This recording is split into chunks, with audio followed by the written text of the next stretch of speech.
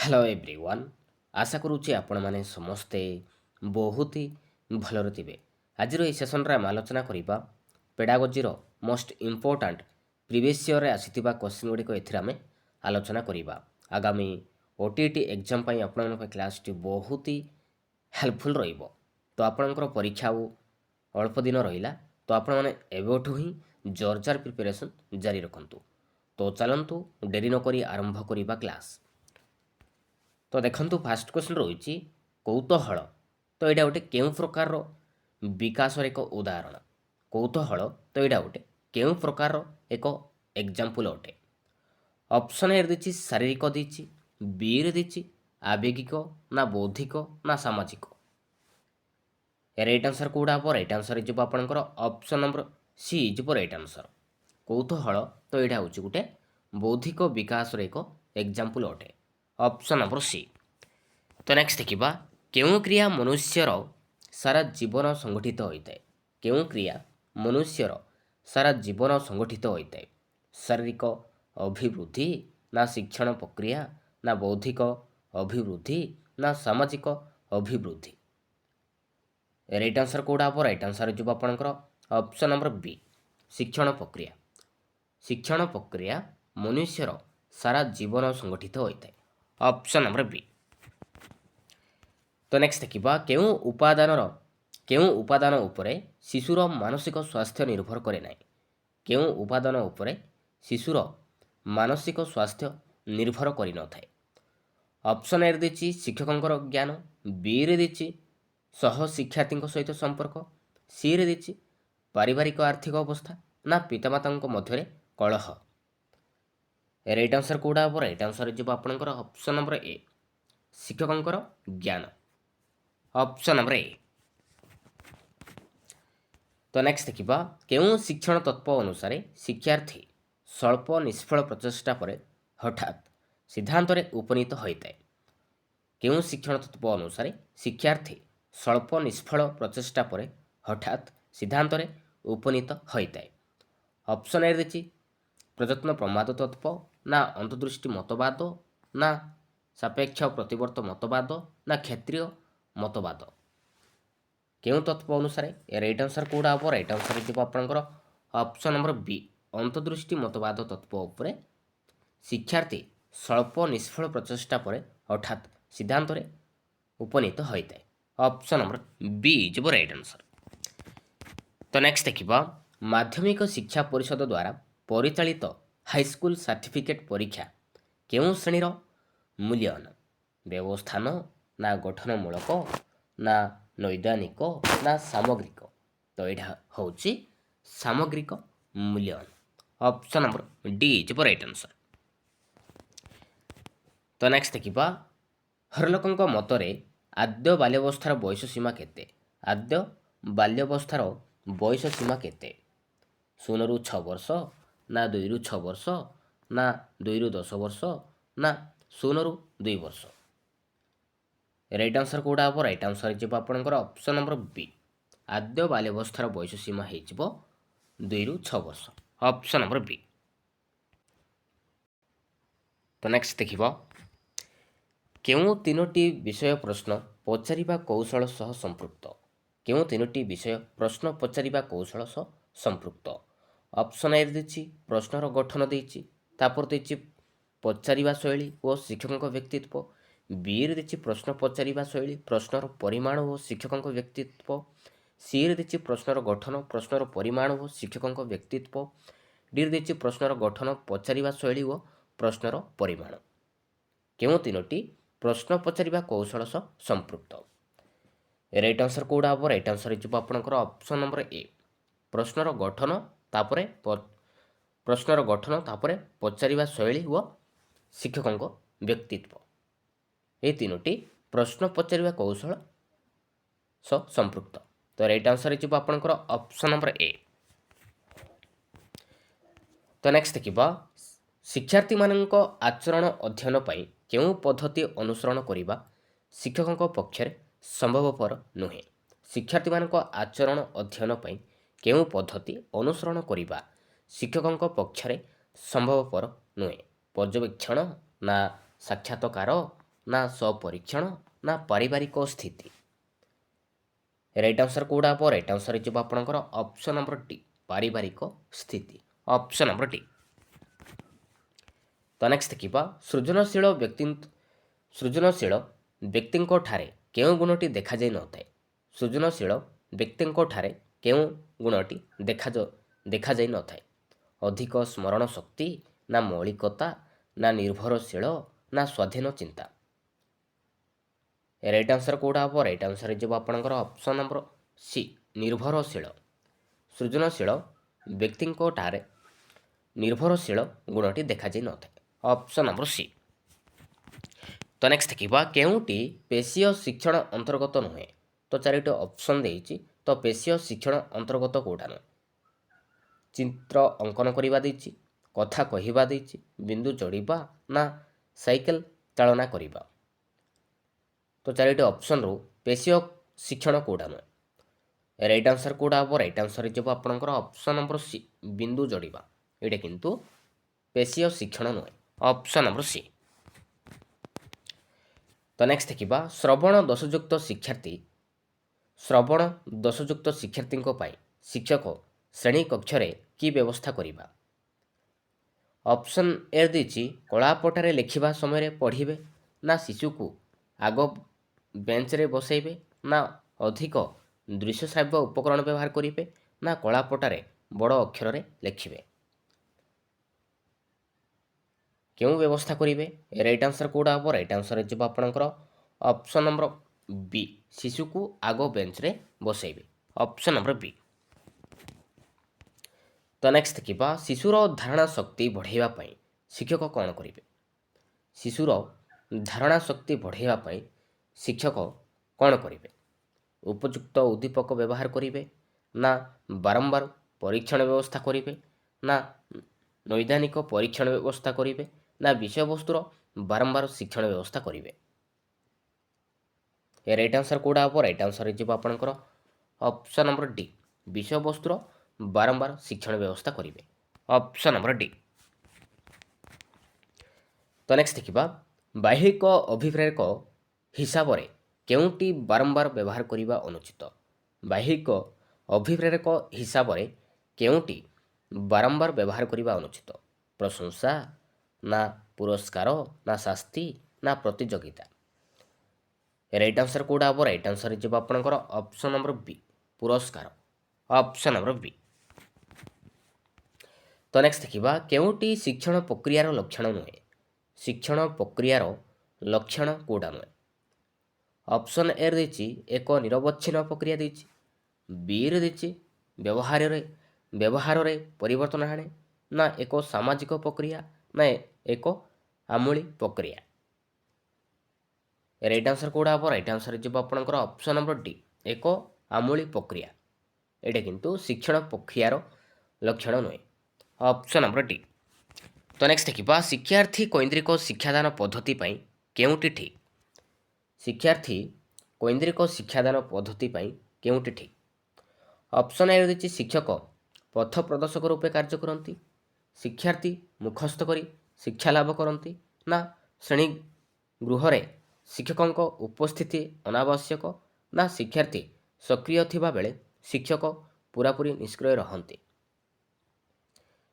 Right answer କେଉଁଟା ହେବ? Right answer ହେଇଯିବ ଆପଣଙ୍କର ଅପସନ୍ ନମ୍ବର ଏ, ଶିକ୍ଷକ ପଥ ପ୍ରଦର୍ଶକ ରୂପେ କାର୍ଯ୍ୟ କରନ୍ତି। ତ ଏଇଟା ହେଉଛି ଶିକ୍ଷାର୍ଥୀ କୈନ୍ଦ୍ରିକ ଶିକ୍ଷାଦାନ ପଦ୍ଧତି। Option number A. ତ ନେକ୍ସଟ ଦେଖିବା ନିମ୍ନଲିଖିତ ଉକ୍ତିମାନଙ୍କ ମଧ୍ୟରୁ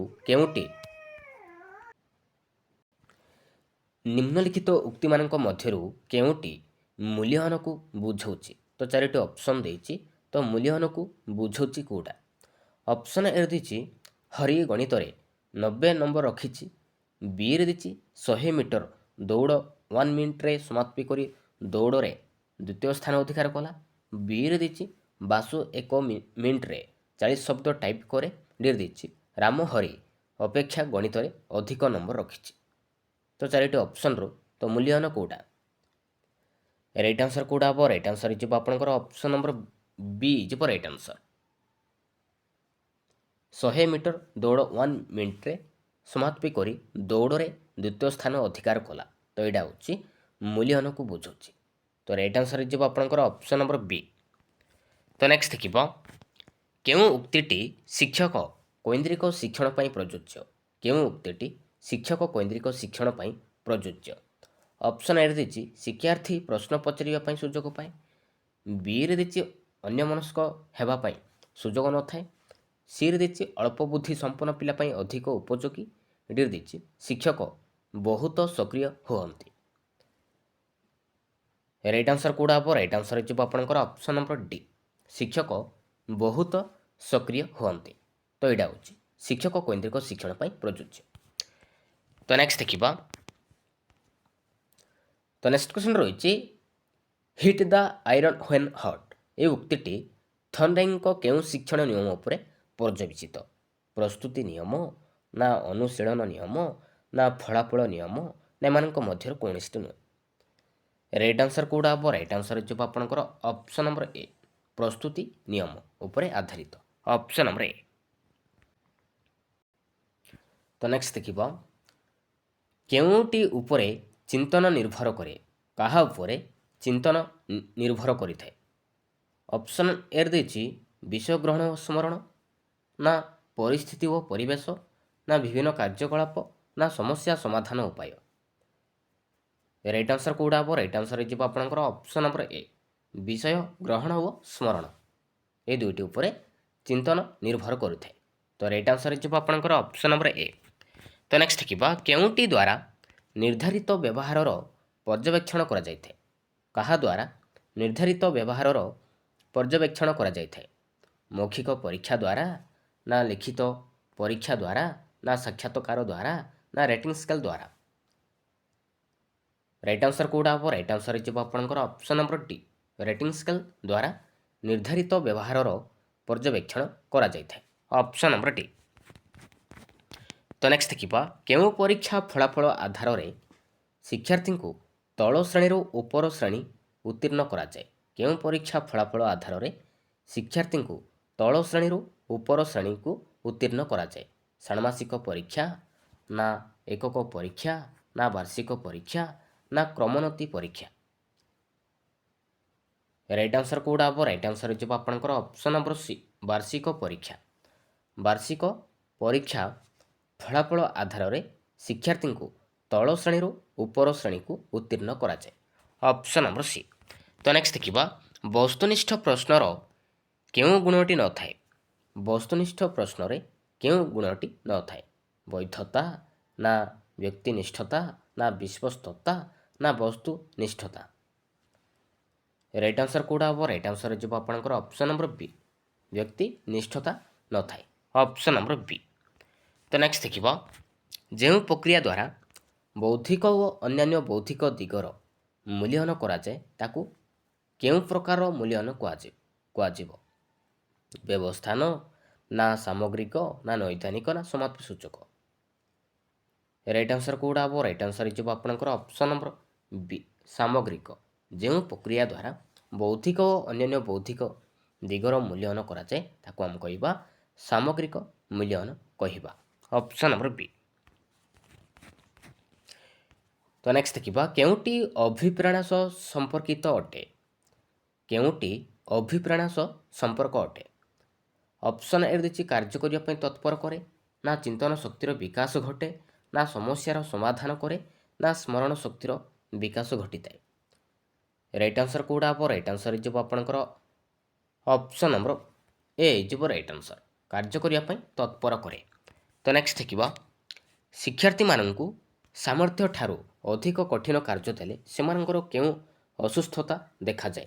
ଶାରୀରିକ, ନା ମାନସିକ, ନା ଅନଗ୍ରସରତା, ନା ମନ୍ଥରତା।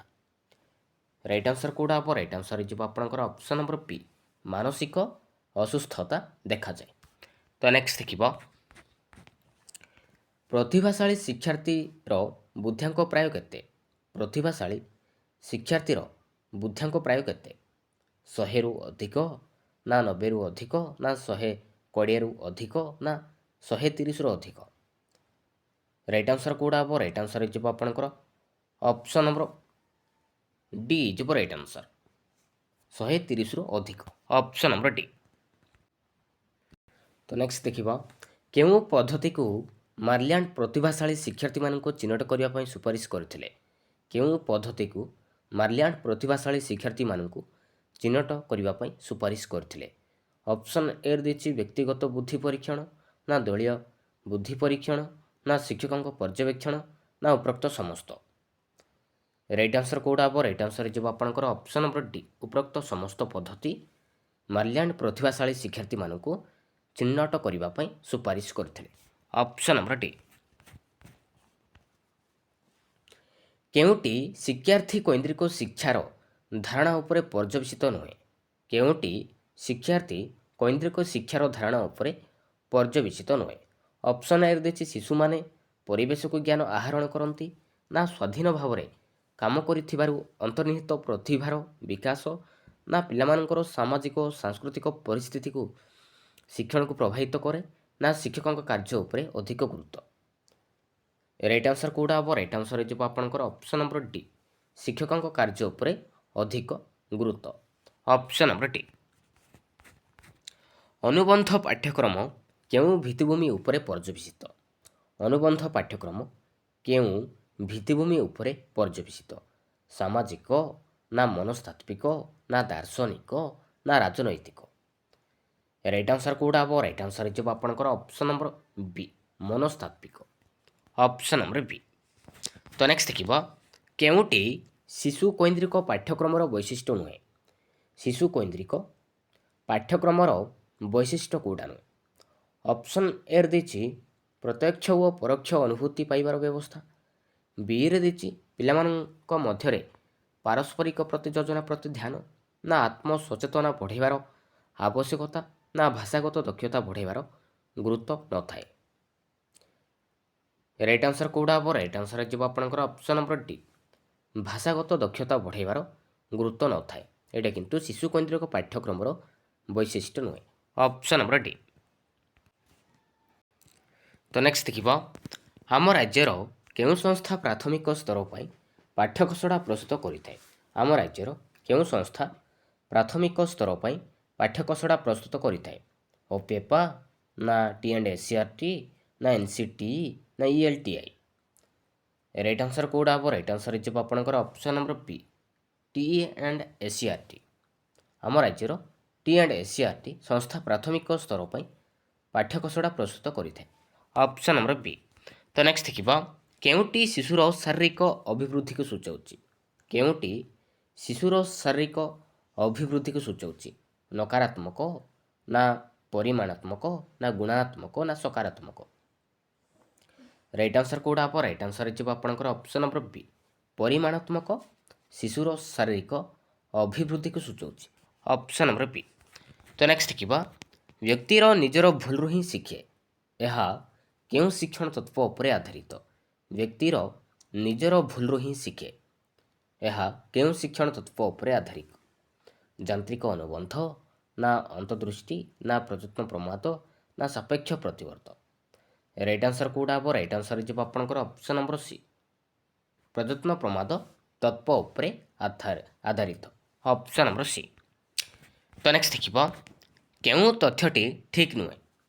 ଅପସନ୍ ଏ ଦେଇଛି ଅଭିବୃଦ୍ଧି ଏକ ଜୈବିକ ପ୍ରକ୍ରିୟା, ନା ବିକାଶ ଏକ ପରିମାଣାତ୍ମକ ପ୍ରକ୍ରିୟା, ନା ଶିକ୍ଷା ଏକ ଲକ୍ଷ୍ୟାଭିମୁଖୀ ପ୍ରକ୍ରିୟା, ନା ଶିକ୍ଷଣ ଏକ ଆଚରଣଗତ ପରିବର୍ତ୍ତନ ପ୍ରକ୍ରିୟା? ରାଇଟ୍ ଆନ୍ସର କେଉଁଟା ହେବ? ରାଇଟ୍ ଆନ୍ସର ଯିବ ଆପଣଙ୍କର ଅପସନ୍ ନମ୍ବର ବି, ବିକାଶ ଏକ ପରିମାଣାତ୍ମକ ପ୍ରକ୍ରିୟା। ତ ଏହି ତଥ୍ୟଟି ଠିକ୍ ନୁହେଁ, ବିକାଶ ଏକ ଗୁଣାତ୍ମକ ପ୍ରକ୍ରିୟା, ମନେ ରଖିବେ। ତ ନେକ୍ସଟ ଦେଖିବା, ବହୁ ବିକଳ୍ପ ପ୍ରଶ୍ନ କ୍ଷେତ୍ରରେ କେଉଁ ତଥ୍ୟଟି ଠିକ୍ ନୁହେଁ? ବହୁ ବିକଳ୍ପ ପ୍ରଶ୍ନ କ୍ଷେତ୍ରରେ କେଉଁ ତଥ୍ୟଟି ଠିକ୍ ନୁହେଁ? ଅପସନ୍ ଏ ଦେଇଛି ଅନଭିଜ୍ଞ ଶିକ୍ଷକ ମଧ୍ୟ ସହଜରେ ପ୍ରଶ୍ନ ପ୍ରସ୍ତୁତ କରିପାରନ୍ତି। ବିରେ ଦେଇଛି ସମସ୍ତ ବିକଳ୍ପ ଉତ୍ତର ସମ୍ଭବ ମନେ ହୁଏ। ସିରେ ଦେଇଛି କମ୍ପ୍ୟୁଟର ମାଧ୍ୟମରେ ନିର୍ଭୁଲ ଓ ଦ୍ରୁତ ମୂଲ୍ୟାୟନ ହୋଇପାରେ। ଡିରେ ଦେଇଛି ବିକଳ୍ପମାନଙ୍କ ମଧ୍ୟରୁ ମାତ୍ର ଗୋଟିଏ ଠିକ୍ ଉତ୍ତର ଅଟେ। ରାଇଟ୍ ଆନ୍ସର କେଉଁଟା ହେବ? ରାଇଟ୍ ଆନ୍ସର ଯିବ ଆପଣଙ୍କର ଅପସନ୍ ନମ୍ବର ଏ, ଅନଭିଜ୍ଞ ଶିକ୍ଷକ ମଧ୍ୟ ସହଜରେ ପ୍ରଶ୍ନ ପ୍ରସ୍ତୁତ କରିପାରନ୍ତି। ତ ଏହି ତଥ୍ୟଟି ଠିକ୍ ନୁହେଁ, ଅନଭିଜ୍ଞ ଶିକ୍ଷକ ମଧ୍ୟ ସହଜରେ ପ୍ରଶ୍ନ ପ୍ରସ୍ତୁତ କରିପାରନ୍ତି ନାହିଁ, ମନେ ରଖିବେ। ତ ନେକ୍ସଟ ଦେଖିବ, ଶିକ୍ଷାର୍ଥୀମାନଙ୍କର ଶୈକ୍ଷିକ ଦୋଷ ଦୁର୍ବଳତା କେଉଁ ପ୍ରକାରର ମୂଲ୍ୟାୟନ ଦ୍ୱାରା ନିରୂପଣ କରାଯାଇଥାଏ? ବ୍ୟବସ୍ଥାନ, ନା ସମାପ୍ତି ସୂଚକ, ନା ନିରବଚ୍ଛିନ୍ନ, ନା ନୈଦାନିକ? ରାଇଟ୍ ଆନ୍ସର କେଉଁଟା ହେବ? ରାଇଟ୍ ଆନ୍ସର ହେଇଯିବ ଆପଣଙ୍କର ଅପସନ୍ ନମ୍ବର ଡି, ନୈଦାନିକ ମୂଲ୍ୟାୟନ ଦ୍ୱାରା ନିରୂପଣ କରାଯାଇଥାଏ ଶିକ୍ଷାର୍ଥୀମାନଙ୍କର ଦୋଷ ଦୁର୍ବଳତାକୁ। Option number D. ତ ନେକ୍ସଟ ଦେଖିବା, ଜଣେ ଛାତ୍ରର ପ୍ରକୃତ ବୟସ 7 ବର୍ଷ ଏବଂ ମାନସିକ ବୟସ ମଧ୍ୟ 7 ବର୍ଷ ହେଲେ ଛାତ୍ରଟି କେଉଁ ଶ୍ରେଣୀରେ ଅନ୍ତର୍ଭୁକ୍ତ ହେବ? ସାମାନ୍ୟ ବୁଦ୍ଧି ସମ୍ପନ୍ନ, ନା ସାଧାରଣ ବୁଦ୍ଧି ସମ୍ପନ୍ନ, ନା ବେଶୀ ବୁଦ୍ଧି ସମ୍ପନ୍ନ, ନା ଅସାଧାରଣ ବୁଦ୍ଧି ସମ୍ପନ୍ନ? ରାଇଟ୍ ଆନ୍ସର କେଉଁଟା ହେବ? ରାଇଟ୍ ଆନ୍ସର ହେଇଯିବ ଆପଣଙ୍କର ଅପସନ୍ ନମ୍ବର ବି, ସାଧାରଣ ବୁଦ୍ଧି ସମ୍ପନ୍ନ। ତ ନେକ୍ସଟ ଦେଖିବ, ସୂକ୍ଷ୍ମ ତନ୍ତୁଚାଳନା ଦୃଷ୍ଟିକୋଣରୁ କେଉଁଟି ଅନ୍ୟ ତିନୋଟି ଠାରୁ ଭିନ୍ନ? ସୂକ୍ଷ୍ମ ତନ୍ତୁଚାଳନା ଦୃଷ୍ଟିକୋଣରୁ କେଉଁଟି ଅନ୍ୟ ତିନୋଟି ଠାରୁ ଭିନ୍ନ? ବିନ୍ଦୁ ସଂଯୋଗୀକରଣ, ନା ଶ୍ରୁତ ଲିଖନ, ନା ହସ୍ତାକ୍ଷର ଲିଖନ, ନା ଫଳ ଓ ପନିପରିବା ପୃଥକୀକରଣ? ରାଇଟ୍ ଆନ୍ସର କେଉଁଟା ହେବ? ରାଇଟ୍ ଆନ୍ସର ହେଇଯିବ ଆପଣଙ୍କର ଅପସନ୍ ନମ୍ବର ଡି, ଫଳ ଓ ପନିପରିବା ପୃଥକୀକରଣ। ଅପସନ୍ ନମ୍ବର ଡି, ତ ଏମାନଙ୍କ ଠାରୁ ଭିନ୍ନ। ତ ନେକ୍ସଟ ଦେଖିବ, ପ୍ରାକ୍ ପ୍ରାଥମିକ ଶିକ୍ଷା କ୍ଷେତ୍ରରେ ଏକ ସମୟରେ ଅକ୍ଷର ଲେଖିବା ଓ ବଡ଼ ପାଟିରେ ପଢ଼ିବା ଉପରେ ଗୁରୁତ୍ୱ ଦିଆଯାଇଥାଏ। ଏହା କେଉଁ ଶିକ୍ଷଣ ତତ୍ତ୍ୱ ଉପରେ ଆଧାରିତ? ପ୍ରଯତ୍ନ ପ୍ରମାଦ, ନା ଅନୁବନ୍ଧ, ନା ଅନ୍ତର୍ଦୃଷ୍ଟି, ନା ଅନୁକରଣ? ରାଇଟ୍ ଆନ୍ସର କେଉଁଟା ହେବ? ରାଇଟ୍ ଆନ୍ସର ହେଇଯିବ ଆପଣଙ୍କର ଅପସନ୍ ନମ୍ବର ବି, ଅନୁବନ୍ଧ ତତ୍ତ୍ୱ ଉପରେ ଆଧାରିତ। ଅପସନ୍ ନମ୍ବର ବି। ତ ନେକ୍ସଟ ଦେଖିବା, ପ୍ରଶ୍ନପତ୍ର ନକ୍ସା ପ୍ରସ୍ତୁତି ସମୟରେ ନିମ୍ନୋକ୍ତ ମଧ୍ୟରୁ କାହାକୁ ବିଚାରକୁ ନିଆଯାଇନଥାଏ? ପ୍ରସଙ୍ଗକୁ, ନା ଶୈକ୍ଷିକ ଉଦ୍ଦେଶ୍ୟକୁ, ନା ପ୍ରଶ୍ନୋତ୍ତର ପ୍ରକାର ଭେଦ, ନା ଶିକ୍ଷାଦାନ ସମୟ? ରାଇଟ୍ ଆନ୍ସର କେଉଁଟା ହେବ? ରାଇଟ୍ ଆନ୍ସର ହେଇଯିବ ଆପଣଙ୍କର ଅପସନ୍ ନମ୍ବର ଡି, ଶିକ୍ଷାଦାନ ସମୟ। Option number D. ତ ନେକ୍ସଟ ଦେଖିବା, ମନୋବିଜ୍ଞାନ ହେଉଛି ଗୋଟେ ଆତ୍ମା ସମ୍ପର୍କୀୟ ବିଜ୍ଞାନ, ନା ମନ ସମ୍ପର୍କୀୟ ବିଜ୍ଞାନ, ନା ଚେତନା ସମ୍ପର୍କୀୟ ବିଜ୍ଞାନ, ନା ଆଚରଣ ସମ୍ପର୍କୀୟ ବିଜ୍ଞାନ? ରାଇଟ୍ ଆନ୍ସର କେଉଁଟା ହେବ? ରାଇଟ୍ ଆନ୍ସର ହେଇଯିବ ଆପଣଙ୍କର ଅପସନ୍ ନମ୍ବର ଡି, ମନୋବିଜ୍ଞାନ ହେଉଛି ଆଚରଣ ସମ୍ପର୍କୀୟ ବିଜ୍ଞାନ। ତ ନେକ୍ସଟ ଦେଖିବ, କେଉଁଟି ଅଭିପ୍ରେରଣାର ଏକ ଉପାଦାନ ନୁହେଁ? ଅଭିପ୍ରେରଣାର ଏକ ଉପାଦାନ କେଉଁଟା ନୁହେଁ? ପୁରସ୍କାର, ନା ପ୍ରୋତ୍ସାହନ, ନା ପ୍ରଶଂସା, ନା ଅଭ୍ୟାସୀକରଣ? ରାଇଟ୍ ଆନ୍ସର କେଉଁଟା ହେବ? ରାଇଟ୍ ଆନ୍ସର ହେଇଯିବ ଆପଣଙ୍କର ଅପସନ୍ ନମ୍ବର ଡି, ଅଭ୍ୟାସୀକରଣ। ତ ନେକ୍ସଟ ଦେଖିବ, 2ରୁ 6 ବର୍ଷ ପର୍ଯ୍ୟନ୍ତ ଅବସ୍ଥାକୁ କ'ଣ କୁହାଯାଏ? 2ରୁ 6 ବର୍ଷ ପର୍ଯ୍ୟନ୍ତ ଅବସ୍ଥାକୁ କ'ଣ କୁହାଯାଏ? କ'ଣ କୁହାଯାଏ? ତାକୁ ଆମେ କହିବା ଆଦ୍ୟ ବାଲ୍ୟାବସ୍ଥା କହିବା। ଆଦ୍ୟ ବାଲ୍ୟାବସ୍ଥା କୁହାଯାଏ। ଆଉ ଶୈଶବ ଅବସ୍ଥାର ବୟସ ସୀମା କେତେ ହେବ? ଜନ୍ମରୁ 2 ବର୍ଷ ପର୍ଯ୍ୟନ୍ତକୁ ଆମେ କହିବା ଶୈଶବ ଅବସ୍ଥା କହିବା। ଆଉ ପ୍ରାନ୍ତ ବାଲ୍ୟାବସ୍ଥା ହେଇଯିବ 6ରୁ 12 ବର୍ଷ। ଆଉ ପ୍ରାକ୍ କୈଶୋର ଅବସ୍ଥା 10ରୁ 14 ବର୍ଷ। ତ ନେକ୍ସଟ ଦେଖିବ, କେଉଁ ପଦ୍ଧତି ଦ୍ୱାରା ମୁଖ୍ୟତଃ ଶିକ୍ଷକ ଶିକ୍ଷାର୍ଥୀମାନଙ୍କର ଗୋଷ୍ଠୀଗତ ଆଚରଣ ଅଧ୍ୟୟନ କରିଥାନ୍ତି? ସାକ୍ଷାତକାର, ନା ସ୍ୱପରୀକ୍ଷଣ, ନା ବ୍ୟକ୍ତି ଅଧ୍ୟୟନ, ନା ପର୍ଯ୍ୟବେକ୍ଷଣ? ତ ରାଇଟ୍ ଆନ୍ସର ହେଇଯିବ ଆପଣଙ୍କର ଅପସନ୍ ନମ୍ବର ଡି, ପର୍ଯ୍ୟବେକ୍ଷଣ। ତ ନେକ୍ସଟ ଦେଖିବ, କେଉଁଟି ଆବେଗକୁ ସୂଚାଏ ନାହିଁ? ତ 4ଟି ଅପସନ୍ ଦେଇଛି। ତ 4ଟି ଅପସନ୍ର ଆବେଗ କେଉଁଟା ନୁହେଁ? ଆନନ୍ଦ ଦେଇଛି, ଦୁଃଖ ଦେଇଛି, କୌତୂହଳ ଦେଇଛି, ସହିଷ୍ଣୁତା ଦେଇଛି। ରାଇଟ୍ ଆନ୍ସର କେଉଁଟା ହେବ? ରାଇଟ୍ ଆନ୍ସର ହେଇଯିବ ଆପଣଙ୍କର ଅପସନ୍ ନମ୍ବର ଡି, ସହିଷ୍ଣୁତା। ତ ଏଇଟା ଗୋଟେ ଆବେଗ ନୁହେଁ। ତ ନେକ୍ସଟ ଦେଖିବ, ଶିଶୁ ନିଜେ ନ ଖେଳି ଅନ୍ୟର ଖେଳ ଦେଖି ଆନନ୍ଦ ଉପଭୋଗ କରିବାକୁ କେଉଁ ପ୍ରକାର କ୍ରୀଡ଼ା କୁହାଯାଏ? ସକ୍ରିୟ, ନା ମୁକ୍ତ, ନା ନିଷ୍କ୍ରିୟ, ନା ନିୟନ୍ତ୍ରିତ? ରାଇଟ୍ ଆନ୍ସର କେଉଁଟା ହେବ? ରାଇଟ୍ ଆନ୍ସର ହେଇଯିବ ଆପଣଙ୍କର ଅପସନ୍ ନମ୍ବର ସି, ନିଷ୍କ୍ରିୟ କ୍ରୀଡ଼ା କୁହାଯାଏ। ଶିଶୁ ନିଜେ ନ ଖେଳି ଅନ୍ୟର ଖେଳ ଦେଖି ଆନନ୍ଦ ଉପଭୋଗ କରିବାକୁ ତାକୁ ଆମେ କହିବା ନିଷ୍କ୍ରିୟ କ୍ରୀଡ଼ା କୁହାଯାଏ, ମନେ ରଖିବେ। ଆଉ ସକ୍ରିୟ କ୍ରୀଡ଼ା କ'ଣ? ଯେଉଁ କାର୍ଯ୍ୟ ନିଜେ କରି ସେଥିରୁ ବ୍ୟକ୍ତି ଆନନ୍ଦ ପାଏ ତାକୁ ଆମେ କହିବା ସକ୍ରିୟ କ୍ରୀଡ଼ା କହିବା। ମୁକ୍ତ କ୍ରୀଡ଼ା क्या कहुए जो क्रीडार कि किसी नीति नियम न थाए कम कह मुक्त क्रीड़ा कहवा आ नियंत्रित क्रीड़ा जो क्रीडार शिशु निज इच्छा अनुसार कार्य करें ना से क्रीड़ा कम कह नियंत्रित क्रीड़ा कहवा।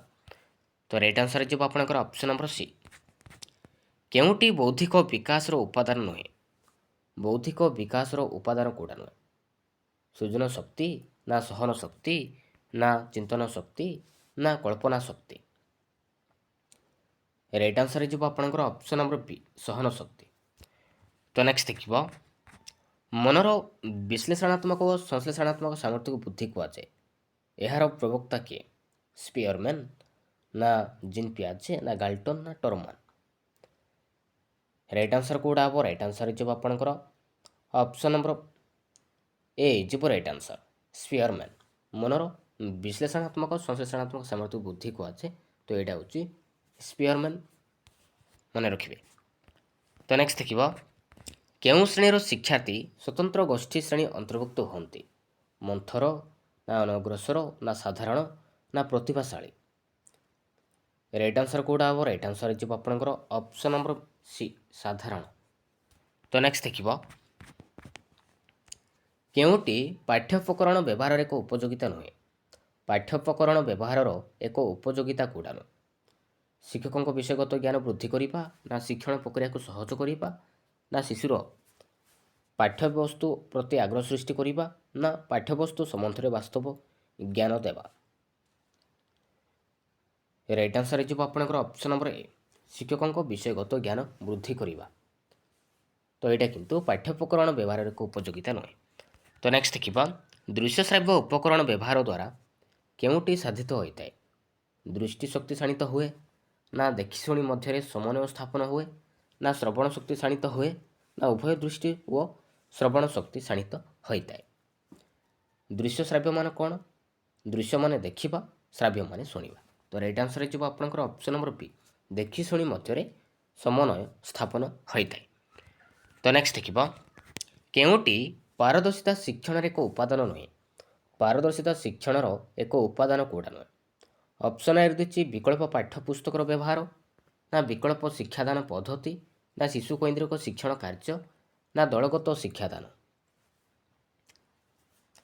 राइट आंसर कौटा हम राइट आंसर जो आपंकर ऑप्शन नंबर डी दलगत शिक्षादान ऑप्शन नंबर डी। तो नेक्स्ट देखिए जड़े छात्र गृह कार्य कला बेले गोटे गणित प्रश्न ठीक समाधान करी बेस आनंद पाइला और परवर्ती प्रश्न समाधान करने आग्रह प्रकाश कला यह शिक्षणर केउ नियम उपरे आधारित अभ्यास ना प्रस्तुति ना सादृश्य ना फलाफल। तो यहाँ हूँ फलाफल फलाफल नियम उपरे आधारित ऑप्शन नंबर डी जो राइट आंसर। तो नेक्स्ट देखिए केउटी निरवच्छिन्न संव्यापक मूल्यन द्वारा परिमाप करा जायते सामग्रिक विकास ना सृजन शक्तिर विकास ना अभिज्ञतार विकास ना केन्द्रापसारी चिंतन विकास। राइट आंसर कौटा हम राइट आंसर जो आपंकर ऑप्शन नंबर डी जो राइट आंसर केन्द्रापसारी चिंतन विकास option number D.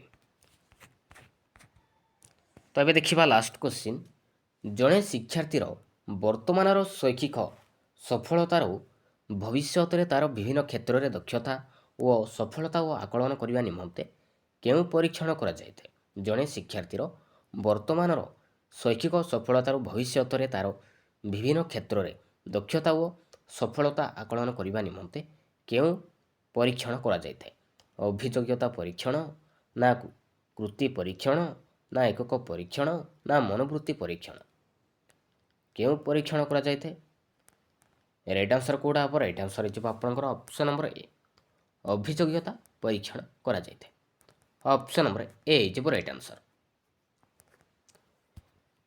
Thank you.